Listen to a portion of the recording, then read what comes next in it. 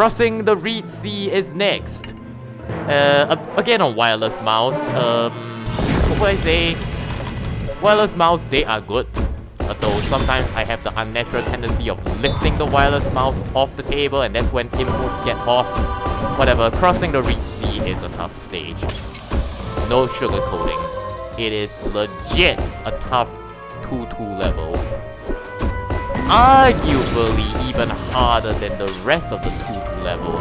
I say arguably because they are definitely harder. They have harder paths, but this stage moves superbly unfairly fast on higher difficulties. So yeah. It's sort of a running... No, of course not. Sort of a running thing, but the thing is, 2-2 stages do not move as fast as regular stages. In fact, you can even, if you, since I'm a member of the Spear Matches forums, I know this since I dig into the game files, but if you actually dig into the game map.ui files, you actually realize something really awkward. 2-2 level speed, double path speeds, are actually really slow compared to regular stages. I miss both those. Compared to regular stages, they are slow. They're just slow. Nothing much to say about them, they're just slow. Which is where this stage comes in.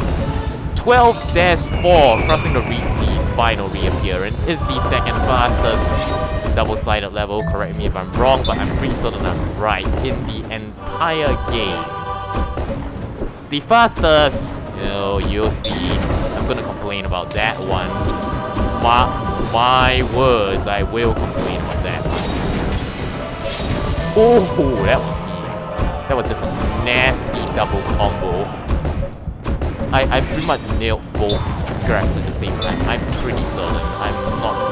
Don't quote me on that, because I didn't pay attention to the screen. Although I should be paying attention to the screen, I'm paying attention to talking. Why? Because I'm live commentating. Why am I live commentating? Because I'm an idiot. Actually, no, because I can't do post-com. I really can't. I cannot do post-com. That's why I'm live commentating. Although, live commentary is actually freaking hard for some games, i.e. these, where I really should be paying attention, but nope, guess I'm not.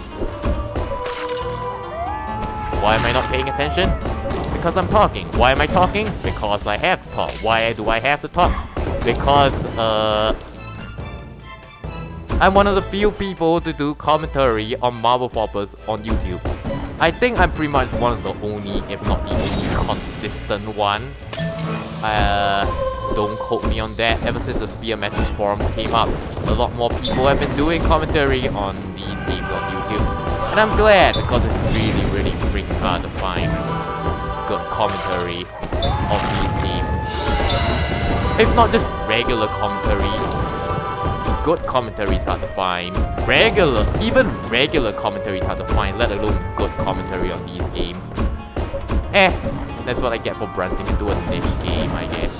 How did this become my channel's main focus? I have no idea. And you know what? I really don't want to know. Let it be a mystery for the ages. Well, I got double lightning there. When I don't need it, of course! Game stop. Game stop, please. Next up, Mummy Dearest. The stage, again, easy as pie. Alright, I'm gonna say something about Amun Rising that I find absolutely weird. The stage 3 levels are definitely easier than the stage 2 regular levels. It's like not even funny. No contest, they are definitely easier. I mean, compare Bastion of the Cat Goddess to this. Marshals of the Deltas to Festival of Jubilee. They are just easier, and that's really, really awkward. They shouldn't be easier. They shouldn't. Nope. Whatever. I mean, they honestly shouldn't be easier. They're like the final stage. where things get real, supposedly. And bam. I love that trick. A lot of people love that trick. I mean, it's considered an exploit, the fireball bucklet. But come on! As a kid, I found out about that trick, granted on Amun Rising with Nama Palette, which is one of the easiest levels to pull that trick off in.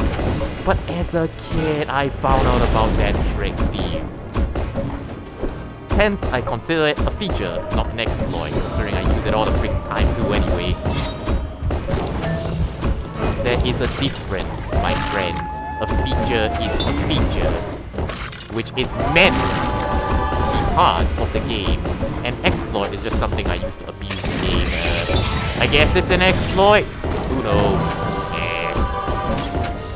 Just something to like, I guess. So if you didn't know you could use the fireball or lightning ball like that, well, there you go. You have now been enlightened.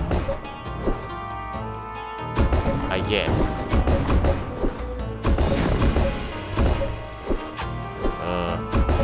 And this is a lousy Mummy Dearest. No joke, this is lousy.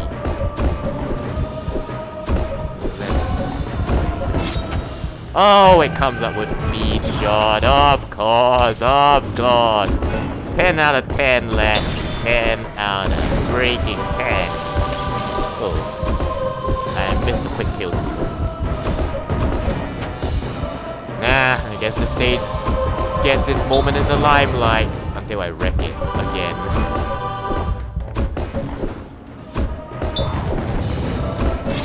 Like so. This is... nah, whatever. Can't complain. Look at that humongous freight chain just begging to be destroyed.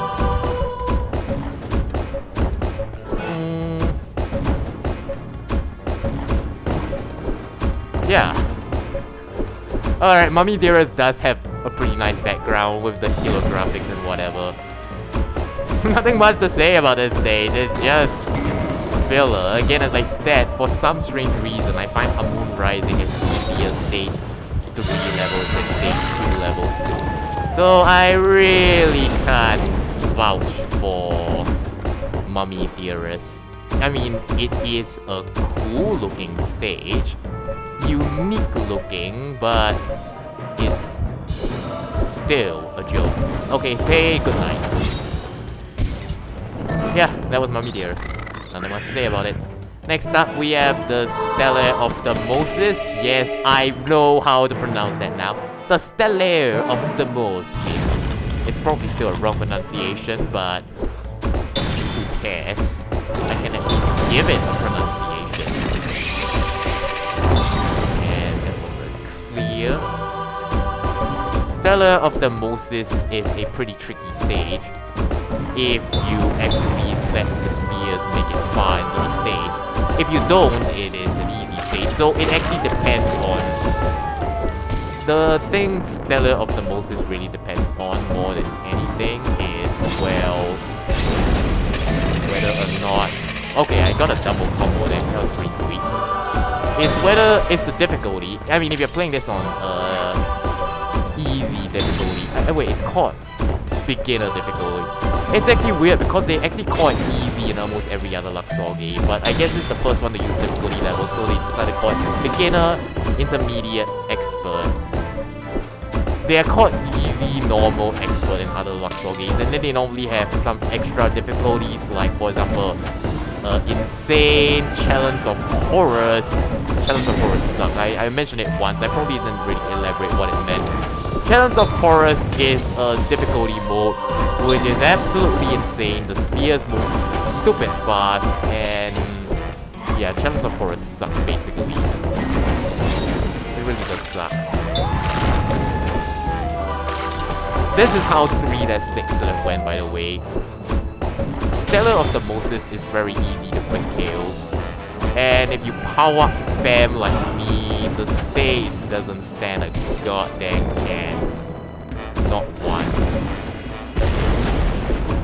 Like, see, I manipulated the power-up so yeah, easy clear, easy clear. And that was a stop. Very nice indeed. My shooting style sucks. Again, I don't go for accuracy. I shoot rather haphazardly in case you can't tell. I normally just improvise on the fly. Okay, this is a pretty bad one. Okay, nice, very nice. That could have ended badly had I not scored all those combos and whatever. But whatever, we're good. Nice. Double stop! Wow!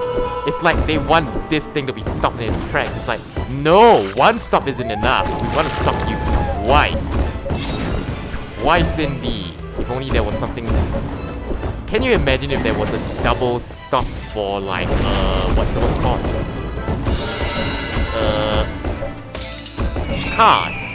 It's like, no, one stoplight isn't enough. We must have 2 stoplights. Alright, that's the Stellar of the Moses. That's how 3-6 sort of went. I did really badly on 3-6. Here is stage 6's extra level. Valley of the Kings. My opinion on this stage, it's hard. It does not look hard. It actually has a very unique path, might I add. Verticals and whatever. But trust me, it's hard. It's hard.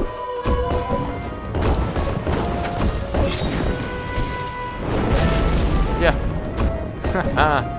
Still an easy. First off, one of the reasons it's hard is it's not easy to quick kill. You might have saw me quick kill there and say that, hey Konis, you got it first shot, but pay attention to the path. The lower path blocks off the top ones. So yes, Valley of the Kings is one of my more favorite stages in Luxor Amun Rising.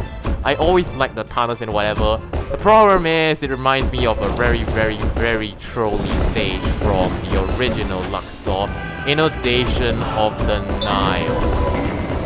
So, now that that's out of the way, yeah, this stage is actually pretty tricky. It's one of the harder extra stages.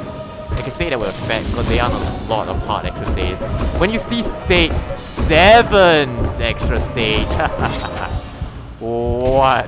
If there's an extra stage, you mean that joke? Yes, the time for the quick kill is very lenient on Valley of the Kings. It shouldn't be that lenient, honestly. Like you saw, there was no way I should have made that, but I still did somehow. Yeah, that was some swag power-up shooting. Because the thing is, when you get a power-up, it gets replaced, so... Say good night! Double clear. Yeah, so sometimes when I'm storing a power-up, like say a lightning ball or fireball, and another one comes out that I don't want to, I have to remember to right-click to store the power-up I want to keep.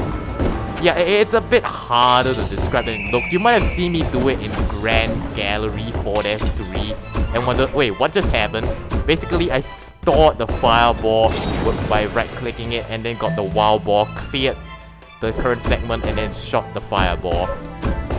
So yeah, you can store power-ups in this game. It's fairly tricky to do.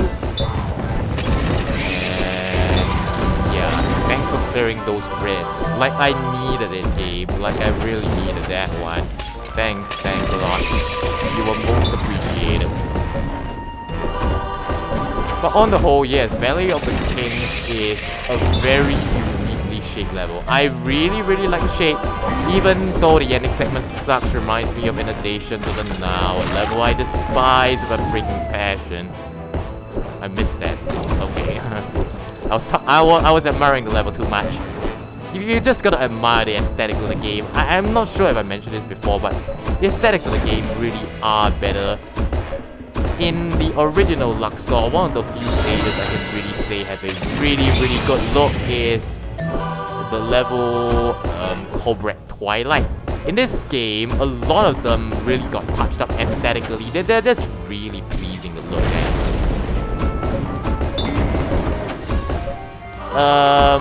This stage is actually giving me more trouble than it's worth. That actually worries me because Means I'm definitely gonna have trouble with 9-7, 12-7, and the last time it appears. But whatever, we can worry about that next time. That is stage 6 complete. We are approximately halfway done with Amun Rising on expert mode. Next time we'll be taking on stage 7, Ritual Purification, with konisbored. If you enjoyed this episode of Luxor Amun Rising, do feel free to hit that like button, comment down your thoughts, share this video. Yeah, I'll see you guys next time when expert mode finally decides to prove why it's called expert mode.